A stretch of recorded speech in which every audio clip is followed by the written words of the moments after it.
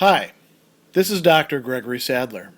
I'm a professor of philosophy and the president and founder of an educational consulting company called Reason.io, where we put philosophy into practice.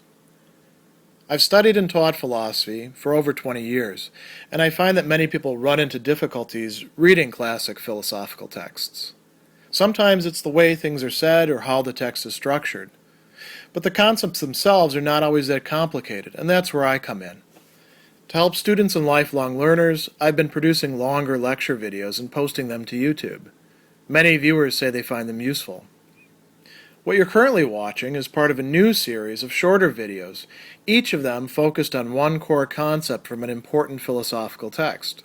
I hope you find it useful as well.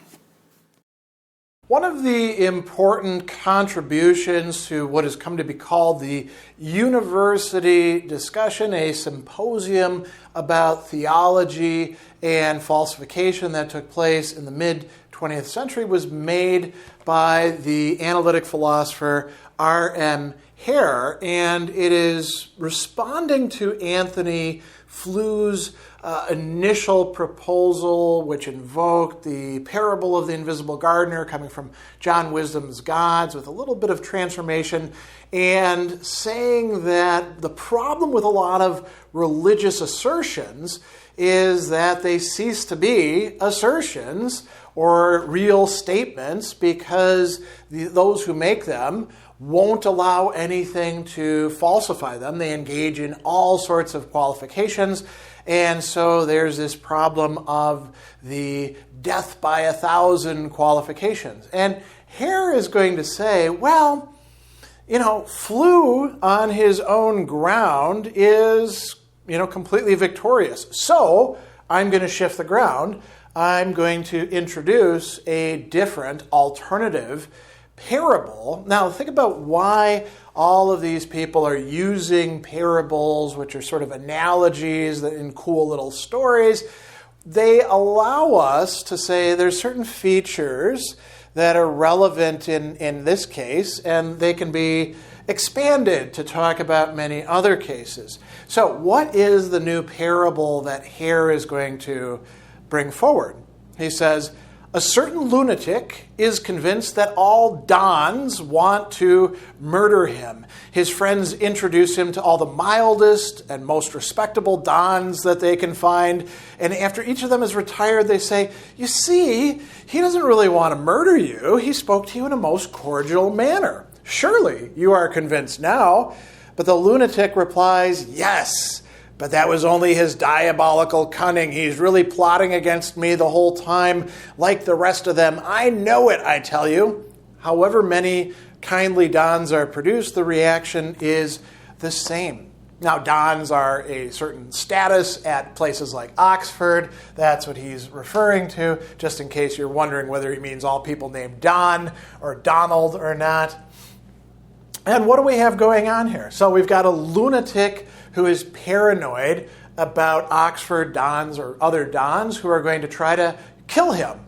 And his friends, what do? They try to falsify his incorrect belief by providing experiences. They introduce him to a lot of really nice dons. They speak to him in kindly ways. They show no hostility to him. And then they provide an explanation. They say, see, here's a different way you can look at things. Your way of looking at things is wrong.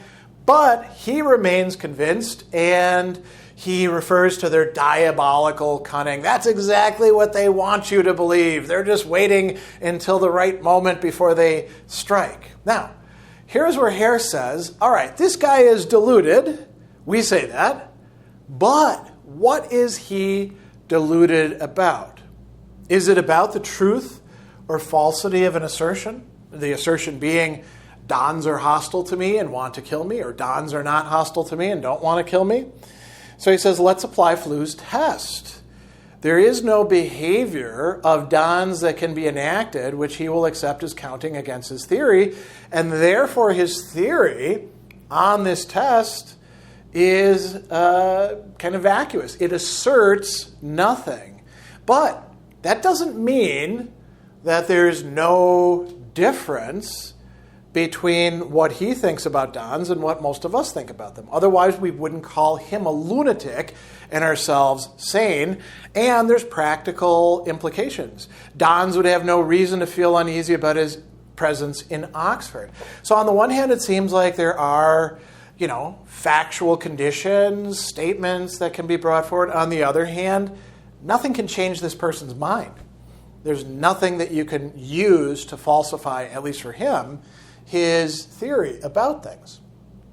So what is the difference? Hare introduces a new term, deliberately, one that has no meaning already. It's a made-up word called Bliks. So he says, let us call that in which we differ from this lunatic our respective Bliks. So not beliefs, but Bliks. He has an insane blik about Dons. We have a sane one. And he says it's really important to realize a few things about Bliks. First of all, there can't be no blik at all. There have to be two sides to any argument. If he has a wrong blik, those who are right about Dons must have a right one. And Flew, now this is kind of an interesting assertion here. Flew has shown that a blik does not consist in an assertion or a system of assertions about things, but nevertheless it's very important to have the right blik. Where does Flew actually show this? You don't see Flew referring to Bliks, and it's kind of questionable whether in his initial contribution Flew is, in fact, introducing anything like this concept. Maybe you could say that Wisdom has in the article Gods, which is being referred to, which includes much more than the parable of the invisible gardener. Possibly the case. But Bliks are not assertions or systems of them. So we can say, well, what are they? And he goes on as well to say, listen, we can generalize this to have Bliks about all sorts of matters. What would it be like to have different Bliks about other things than Dons? So he uses the example of driving his car. He says, when I'm driving my car, it sometimes occurs to me to wonder whether my movements of the steering wheel will always continue to be followed by corresponding alterations in the direction of the car. I've never had a steering failure, though I've had skids which must be similar. I know enough about how the steering of my car is made to know the sort of thing that would have to go wrong for the steering to fail. Steel joints would have to part, steel rods break or something. How do I know this won't happen? The truth is, I don't know. I just sort of trust that it's not going to. I have a blik about steel and its properties, so I trust the steering of my car, but it's not at all difficult to imagine what it would be like to lose this blik and acquire the opposite one. People would say I was being silly about steel. They might even say I'm insane. But there would be no mistaking the reality of the difference between our respective bliks. How would you be able to tell? I would never go in a motor car. But I would hesitate to say the difference between us was the difference between contradictory assertions. So he's contesting what Flew had said. Flew was saying if you're making an assertion, there's a contradictory assertion that you're claiming is false. The statement you're making is true. And Hare is saying, well, no. Bliks don't work like that. He says no amount of safe arrivals or bench tests will remove my blik and restore the normal one. Why?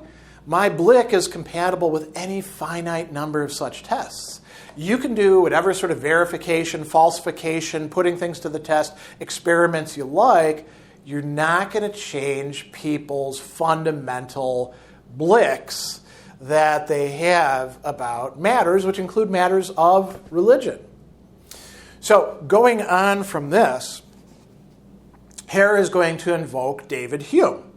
And again, you could say, well, where is Hume actually saying this? Obviously, Hume doesn't talk about bliks because Hare made up this term. Is Hume saying something very similar to what Hare is attributing to him? It's debatable. But he says it was Hume who taught us that our whole commerce with the world depends on our bliks about the world. And the differences between bliks about the world cannot be settled by observation of what happens in the world. And he goes on and says, that was why, having performed the interesting experiment of doubting the ordinary man's blik about the world and showing no proof could be given to make us adopt one blik rather than another, he turned to backgammon to take his mind off the problem. I mean, actually, he also turns to billiards, he mentions as well. Is this actually Hume's point of view? Arguably, Hume does say that we don't ultimately have, completely convincing a priori reasons or experimental engagements with the facts that tells us that our view of the world is actually correct. There's a sort of irrational or sub-rational basis of kind of trust, especially when it comes to cause and effect, on which so many of our reasonings are based. As a matter of fact, in the Inquiry Concerning Human Understanding, he'll go so far later on, after having analyzed it, to say that custom or habit, which is this thing that allows us to go from one to the other, is almost like an instinct of sorts. So could that be Bliks? Yes, that's perhaps what he's talking about here. And he goes on and he says, it seems impossible even to formulate as an assertion the normal blik about the world, which makes me put my confidence in the future reliability of steel joints and the continued ability of the road to support my car and not gape beneath it, revealing nothing below. Or in the general non-homicidal tendencies of dons, in my own continued well-being if I continue to do what is right according to my lights, in the general likelihood of people like Hitler coming to a bad end, right? So there's all sorts of things that we have Bliks in Hare's sense about that we don't actually prove. We kind of take on trust until something makes us take the opposite blik, right? So why is that the case? Well, we can't actually invoke additional assertions or explanations. Why?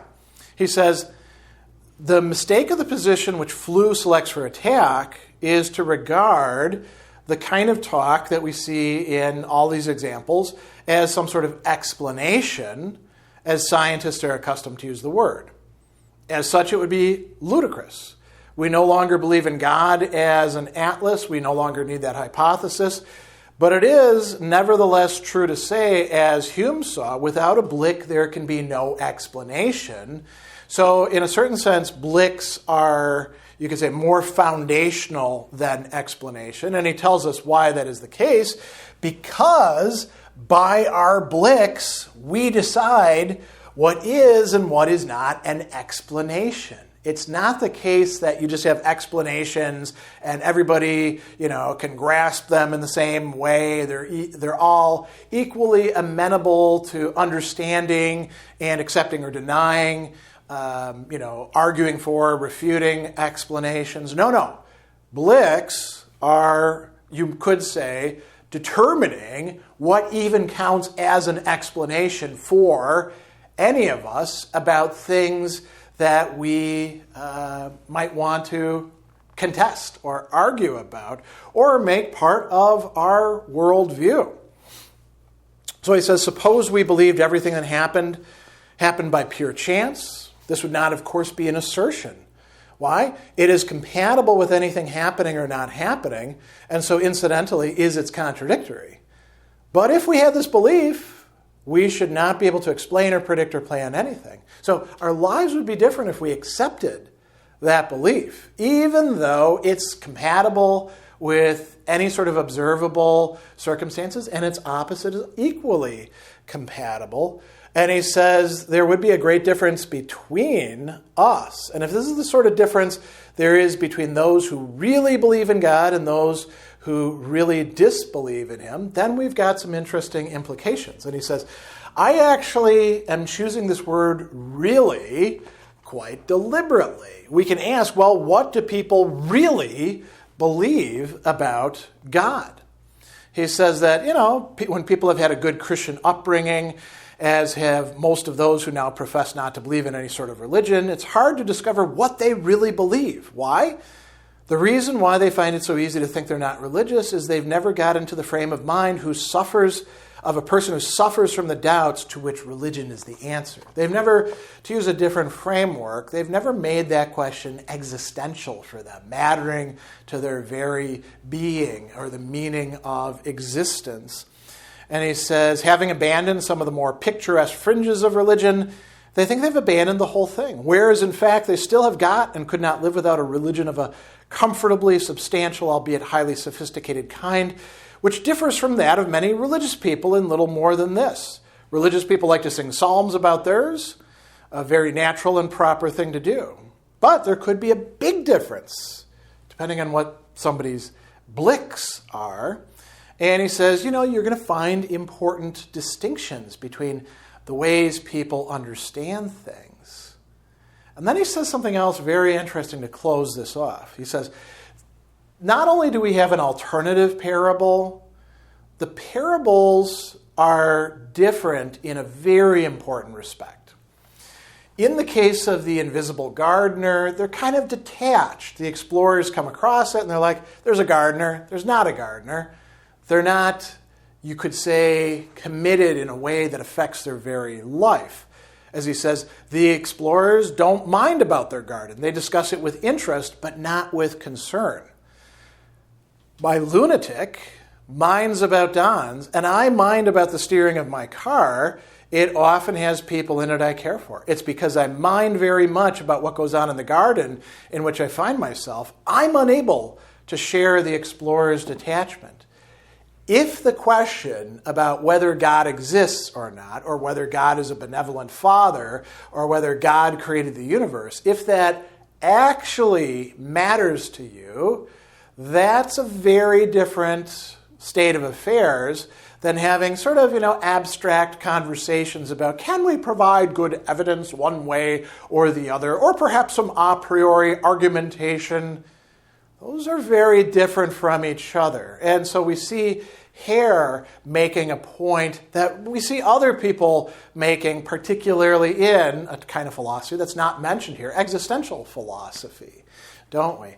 And he's introducing this concept of Bliks, which may or may not be particularly useful for resolving it. And it's a sort of new path to take in thinking about how do we deal with these questions about falsification or verification of religious or theological assertions by people. Are they really assertions? Yes, but perhaps there's something deeper underlying those assertions and making them actually count as assertions, as explanations.